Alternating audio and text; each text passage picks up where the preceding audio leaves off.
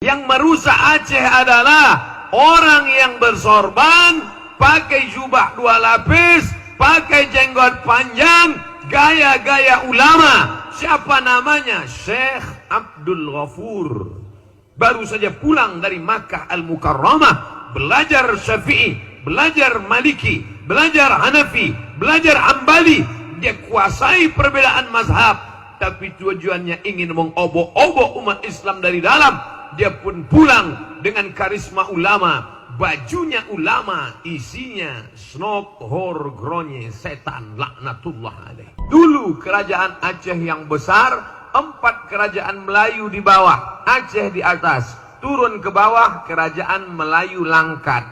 Itulah Masjid Azizi yang besar di Tanjung Pura. Turun ke bawah, kerajaan Melayu Delhi. Itulah istananya tegak berdiri, Istana Maimun. Turun ke bawah, kerajaan Serdang. Itulah kampung halaman Al-Mukarram Ustadz Ahmad Muhajir. Turun ke bawah, kerajaan Melayu Asahan. Ada seorang raja bernama Sultan Iskandar Muda. Sultan Iskandar Muda mau mengunjungi kerajaan besar di Malaya bernama Kerajaan Kesultanan Malaka. Sebelum sampai ke Malaka, dia singgah di sebuah tanjung. Di tanjung itu ada balai-balai, maka disebut negeri itu sebagai kota Tanjung Balai, sekarang Kabupaten Asahan.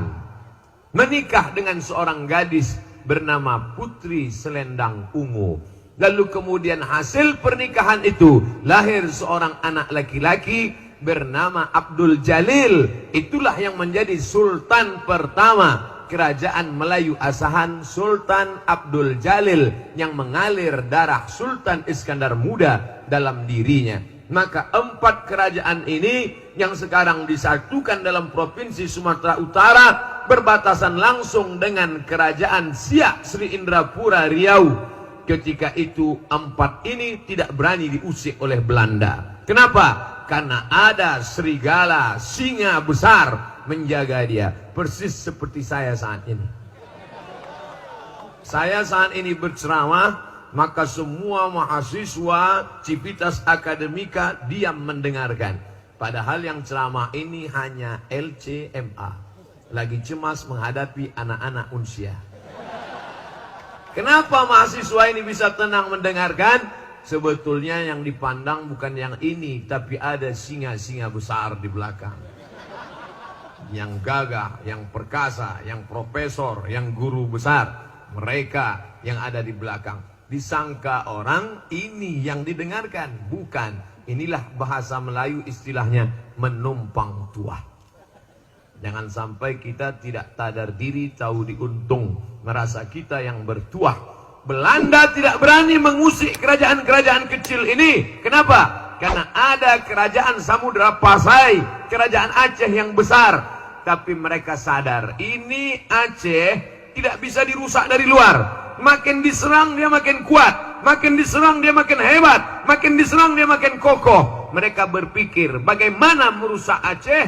Akhirnya mereka rusak dari dalam lewat perbedaan pendapat bernama ikhtilaf. Perpecahan muncul dari dalam.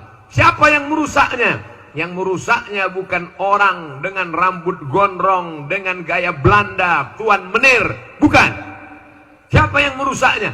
Yang merusaknya adalah orang yang bersorban, pakai jenggot panjang, pakai jubah. Yang kebetulan sifatnya sama, jangan tersinggung dulu. Ini cerita masih panjang.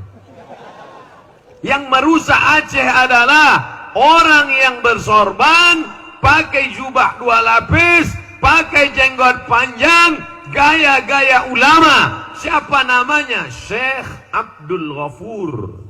Baru saja pulang dari Makkah Al-Mukarramah, belajar Syafi'i, belajar Maliki, belajar Hanafi, belajar Hambali. Dia kuasai perbedaan mazhab, tapi tujuannya ingin mengobok-obok umat Islam dari dalam. Dia pun pulang dengan karisma ulama, bajunya ulama, isinya snok, hor, gronye, setan, laknatullah alaih. Akhirnya dia obok-obok, belajar dari masa lalu. Kita pernah punya kejayaan yang hebat luar biasa. Dunia ini isinya itu-itu saja. Sejarah berulang, musim berganti, tapi dunia tak pernah berubah. Dulu namanya Snuk Horgronye, munafik kafir, dia robah namanya menjadi Abdul Ghafur.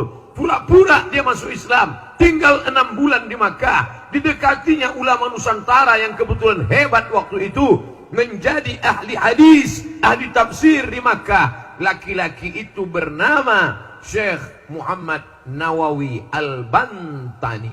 Al-Bantani sudah jadi provinsi Banten. Satu lagi ulama besar menjadi imam Masjidil Haram, Syekh Ahmad Khatib Al-Minkabawi. Al-Minkabawi suku besar Minangkabau. Bukan sekedar rumah makan sederhana, tapi juga bumi Minangkabau yang melahirkan ulama. Maka hari ini kita sedang seperti yang tertulis di baliho belakang, melalui silaturahim kita tingkatkan ukhuwah kebangsaan. Orang Banten pernah besar, orang Minangkabau pernah besar. Aceh jangan tanya lagi tentang kebesarannya. Yang menulis kebesarannya siapa? Saya dengan mata kepala saya sendiri melihat di perpustakaan tempat saya kuliah, Darul Hadis di Rabat, Maroko. Lalu saya buka buku itu, ditulis oleh seorang laki-laki explorer dunia, keliling dunia dia. Sebelum dia pergi ke Aceh, dia umroh dulu di Makkah. Tawaf, sa'i, tahallul, dia langkahkan kaki dari Masjidil Haram. Bismillah tawakkaltu 'ala Allah, la haula wala quwata illa billah. Dia lanjutkan perjalanan. Dia pun bercerita dalam buku itu, aku sampai ke sebuah negeri bernama Sumatra. Dia tulis di situ, Sumatra. Di pucuknya aku turun, aku lihat rajanya menghormati ulama. Ulama-ulama diberikan naik kuda dan gajah. Kuda dan gajah waktu itu mungkin sekarang Alphard lah. Bukan maksudnya ulama mau dikasih mobil dinas, enggak, sikit pun tidak ada. Jangan tersinggung. Kadang penguasa ini kalau kita ngomong ini dia tersinggung. Ya kalau mau dikasih ya nggak apa-apa. Aku melihat ulama dan rajanya akrab. Mereka berjubah warna baju dan putih. Apa nama bukunya? Kalau tidak percaya, sudah diterjemahkan ke bahasa Indonesia yang tidak bahasa Arab. Bukunya berjudul Rihlah Ibni Battutah. Makamnya masih ada sekarang di Maroko. Makanya nama saya buat di internet Somad Maroko. Banyak orang nanya, kenapa Ustadz buat Somad Maroko? Kenapa tidak Somad saja? Pengalaman pernah saya tulis di Google Somad, keluar sinetron Bang Somad. Maka saya buat Somad Maroko. Karena saya pernah kuliah di sana. Dan yang paling banyak di antara 30 sekian provinsi di Indonesia, di antara anak-anak bangsa yang paling banyak kuliah di Maroko adalah anak Aceh. Tapi terus terang, saya sama anak Aceh dulu waktu di Maroko kurang suka lah, kurang senang. Kenapa? Mereka duitnya banyak. Beasiswa dari APBD. Itulah, maka saya tinggal di asrama, kurang suka. Sampai sekarang alhamdulillah. Yang paling banyak ngundang saya malah Aceh. Ceramah terbanyak, teramai, terpenuh halaman Ustadz Somad selama penceramah, selama memberikan tabligh akbar di Aceh. Kapan itu? Acara mengenang tsunami bulan 12 kemarin. Setiap saya pergi, pasti ditanya orang, Ustadz Somad, ya kemarin kami tengok acara live internet Ustadz yang paling ramai di Banda Aceh ya. Ya. Berapa itu Ustadz? Saya nggak ngitung, saya bilang. Tapi ramai luar biasa. Itulah ceramah internasional. 2 bulan yang lalu saya ke Brunei Darussalam, jumpa masyarakat di sana.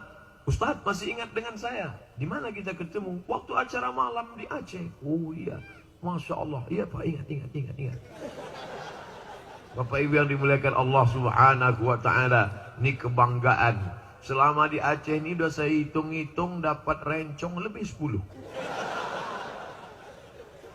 Rencong di kanan, keris di kiri, dompet hilang juga.